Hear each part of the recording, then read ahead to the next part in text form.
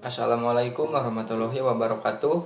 Nama saya Agung Dewi Gumelar dari kelas 12 MIPA 5. Di sini saya akan menjelaskan tentang reformasi.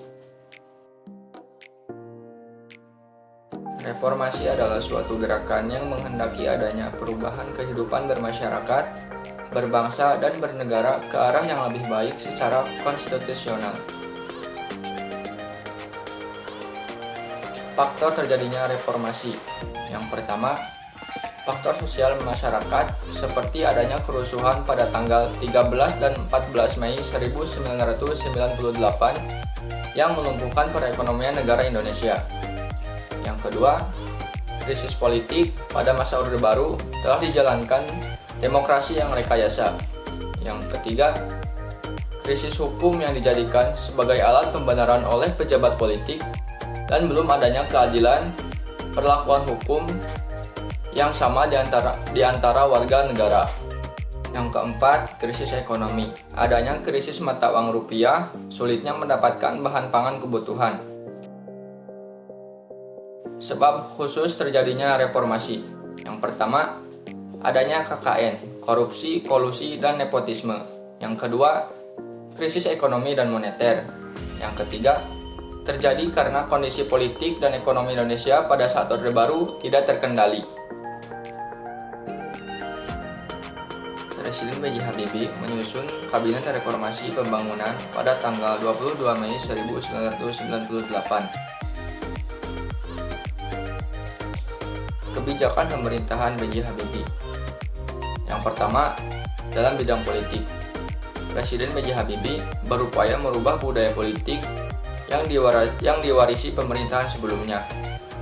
Beberapa kebijakan dalam bidang politik diantaranya: yang pertama, menciptakan kebebasan berpolitik dengan menerapkan sistem multipartai dalam pemilu sesuai dengan Undang-Undang Nomor 2 Tahun 1999. Yang kedua, menciptakan kebebasan pers, kemudian mengesahkan Undang-Undang Pers pada tanggal 13 September 1999 tentang perlindungan pers dan tugas-tugas wartawan. 2. Dalam bidang hak asasi manusia. Yang pertama, menghilangkan pemberian tanda khusus pada KTP warga keturunan Tionghoa. Yang kedua, menghilangkan diskriminasi ras, etnik, dan agama. 3. Dalam bidang ekonomi.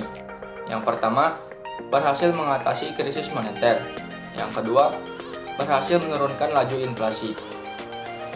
Masa pemerintahan B.J. Habibie berlangsung selama 1 tahun 5 bulan, yaitu dari tanggal 21 Mei 1998 sampai 20 Oktober 1999. Pada tanggal 14 Oktober 1999, MPR mengadakan sidang umum. Pada sidang tersebut, B.J. Habibie menyampaikan pidato pertanggungjawabannya sebagai Presiden RI.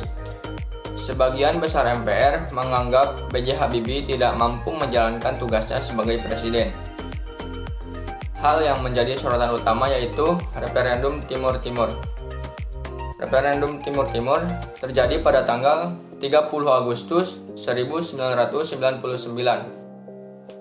Pada tanggal 20 Oktober 1999, MPR menolak pidato pertanggungjawaban B.J. Habibie.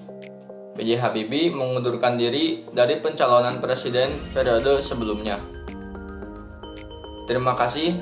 Sekian dari saya. Wassalamualaikum warahmatullahi wabarakatuh.